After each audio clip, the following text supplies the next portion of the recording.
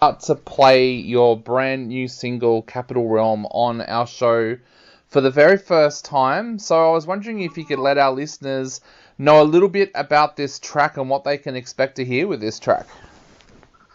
Yeah, so this track's written when I moved to a new city back in 2020. I just moved to Canberra from Melbourne, which is a bit of a strange transition as it is. But then I went over during the bushfires, so it was like the smoke haze was happening in the city at the time, global pandemics, all sorts of things like that. I went out to a bar one night, and basically after a couple of drinks, totally lost my memory and woke up in this new place in this eerie sort of strange atmosphere, and the song's kind of written about that experience I had. And I suppose the track is kind of a bit of a mixture of folk and soul and rocky kind of stuff. I just enjoy basically.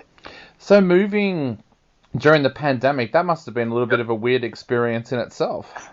It was pretty strange, yeah. And look, it's as I said, like a strange transition from Melbourne to Canberra to begin with, and then you throw on top of that, some personal stuff, and then kind of doing the trip alone, and then I suppose bushfires and pandemics and all that kind of jazz. It was it was a pretty strange, chaotic little patch of time, but it led to writing a song, so it all ended well. Awesome. So tell us a little bit about the Canberra music scene. What's that scene like as well?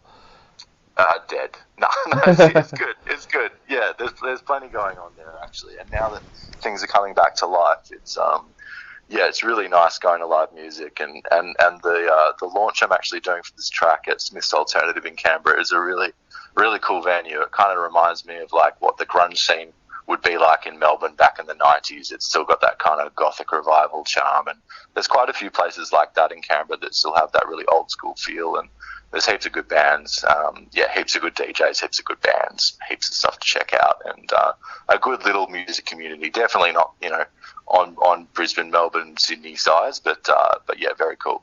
Now, we were going to talk about the launch later, but seeing you brought it up, we'll talk about it now. For our listeners out there, it's on April 29th at Smith's Alternative, and you're performing with Kim Yang, who, of course, we also play music from on this show.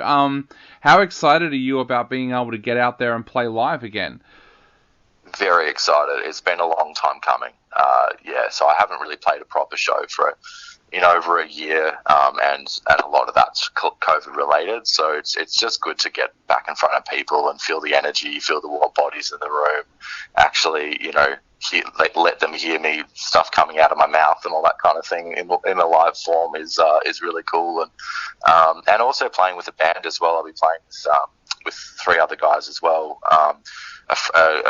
My drummer's from France, so that's the thing. And my bass player's from a band called Saint Sinner, so he's a good guy. And look, I'm just looking forward to getting in front of people, making a bit of noise, and getting the energy happening. Because it's one thing, sitting in your room writing songs and recording music, but getting out and actually playing in front of people it's a beautiful thing.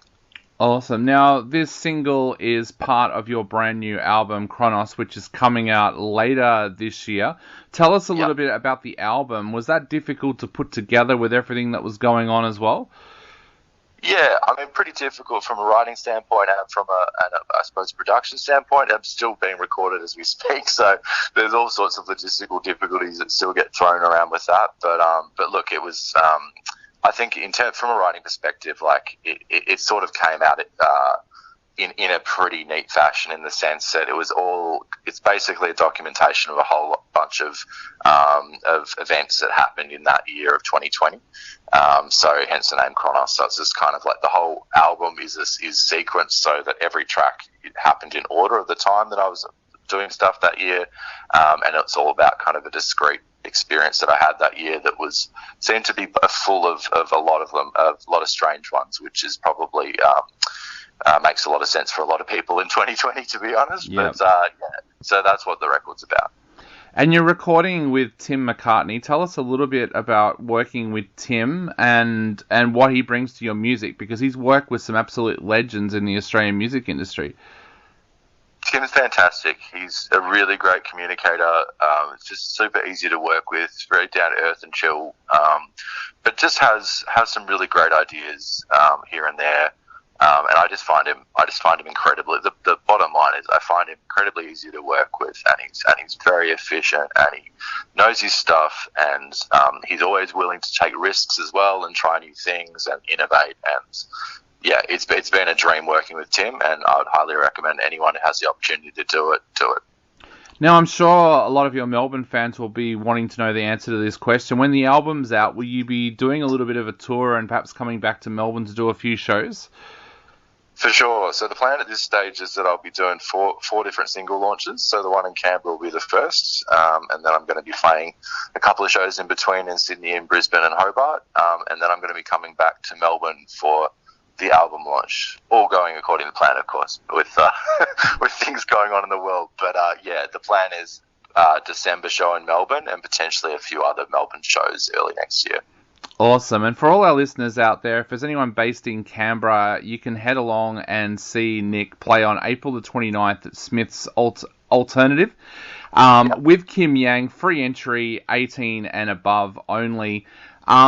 I guess, Nick, the last thing to say before we go is we're going to play your single Capital Realm for the first time right now. What would you like to say to everybody out there before they take a listen to this amazing track for the first time?